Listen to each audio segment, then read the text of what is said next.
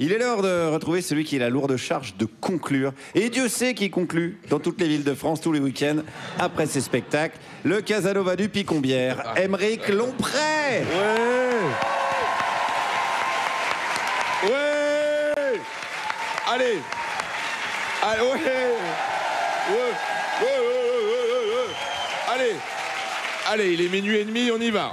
Allez, l'actualité, elle attend pas. L'actualité, c'est pas les gens qui écoutent mes chroniques et qui seraient là. Il y a bien un moment, il va y avoir une blague. Non. Allez, messieurs, dames, l'actualité est très très grave. Elle est très très grave, l'actualité. Elle est très grave. Mes chroniques font de moins en moins de vues sur les réseaux sociaux. Aïe. Avec ma community manager, Colin Never, on a fait un petit bilan. Ma dernière chronique sur Alexis Kohler n'a cumulé, sur tous les réseaux sociaux confondus, que 387 vues. Bon, alors à France Inter, ils appellent ça un buzz. Moi, j'appelle ça une descente aux enfers. Hein, des vacances au Havre. Ou alors une partie de Twister avec Gérard Depardieu. Arrête, tu m'écrases. Et comment tu fais pour péter par les oreilles? Bah, c'est simple, en fait, tu mets du saucisson dans tous les trous. Et bon, allez, je vois. Bon. C'est ça que j'ai rajouté.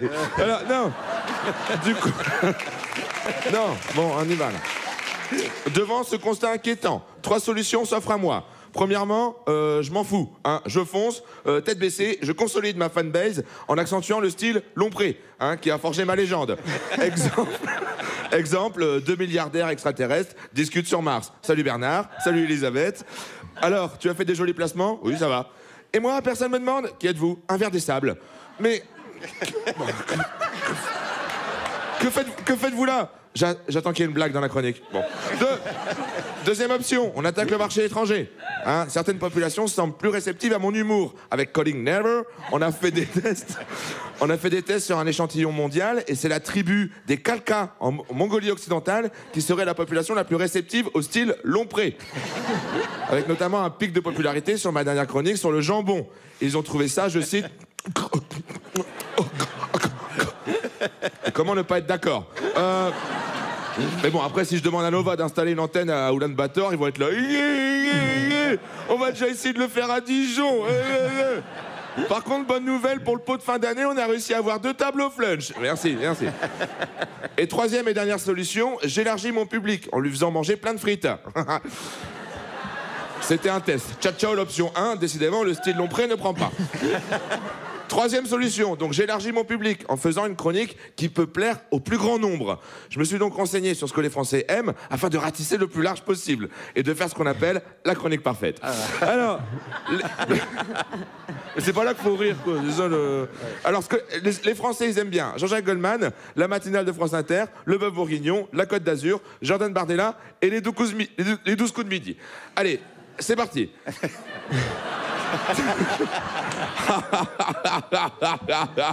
Putain. Merci de me donner la parole, Madame Salamé. Encore un matin pour rien. Sans suite et sans lendemain. Cette semaine, sur France Inter, j'ai fumé le joint de l'autre aussi. Non, alors cette semaine, sur France Inter, je me suis dit, et si Jordan Bardella devenait président, est-ce que ce serait pas... on est coupé par la question la question la question coquine. Sur 100 Français, combien aimeraient se faire sucer par un bœuf bourguignon? Alors... On a combien les vues, la colline? On a combien? 1000.